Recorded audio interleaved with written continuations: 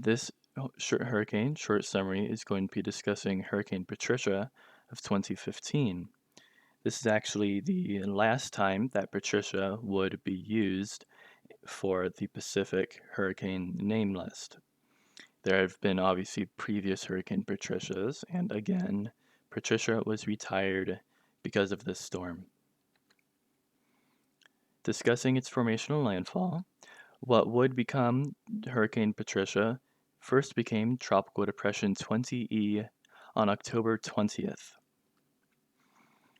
This storm would achieve tropical storm status. It's being seen here in this photo that just popped up as a tropical storm at around 0 UTC on October 21st. By 1800 UTC October 22nd, now Hurricane Patricia had achieved Category 4 status. This storm would achieve a pressure minimum of 879, possibly 872 millibars. One of the lowest, in fact, the second lowest. This storm was at one point deepening at a rate of 7 millibars per hour, which is absolutely insane.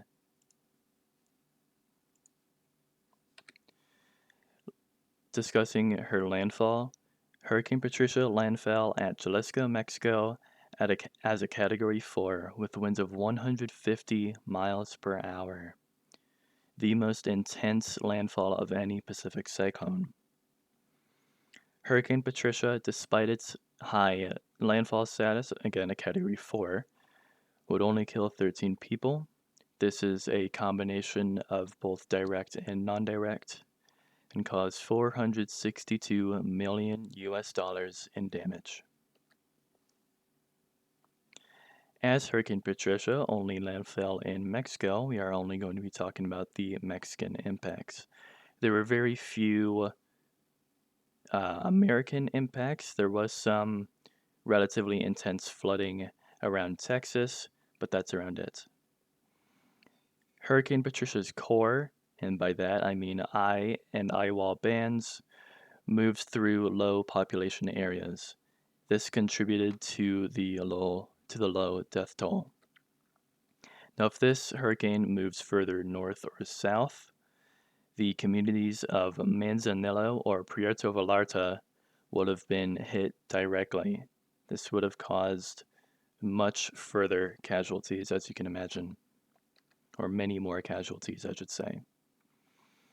Hurricane Patricia would weaken at a very rapid pace. It achieved its maximum intensity, which is what these two smaller pictures down here at the bottom and bottom left are, at 215 miles per hour, 1 minute sustained winds, the highest ever.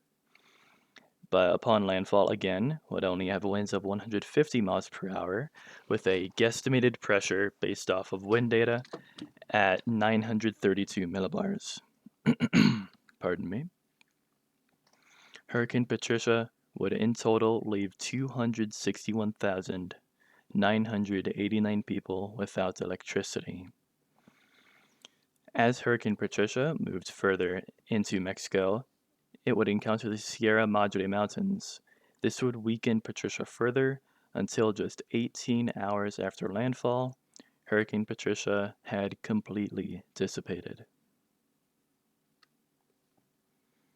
Now, Hurricane Patricia does have many, many records to its name.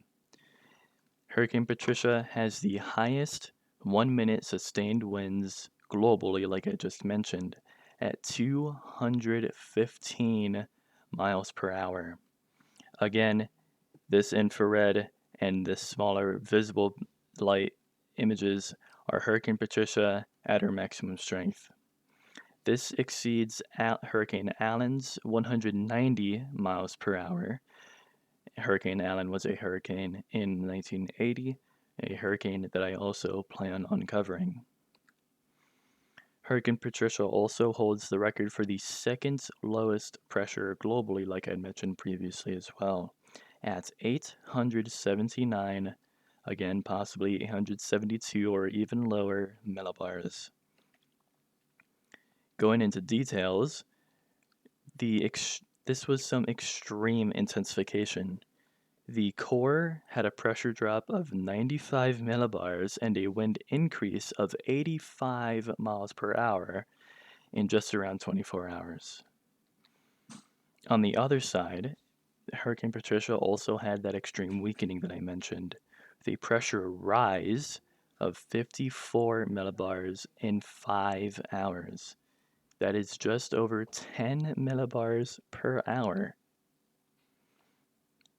Second to last, Hurricane Patricia has the strongest landfall recorded of any Pacific cyclone, again at 150 miles per hour. Lastly, Hurricane Patricia has one of the highest eye temperatures ever recorded at 32.2 degrees Celsius. This is 90 degrees Fahrenheit. And that, my friends, is all that I have for Hurricane Patricia. I thank you so much for watching. I hope to see you in the next video.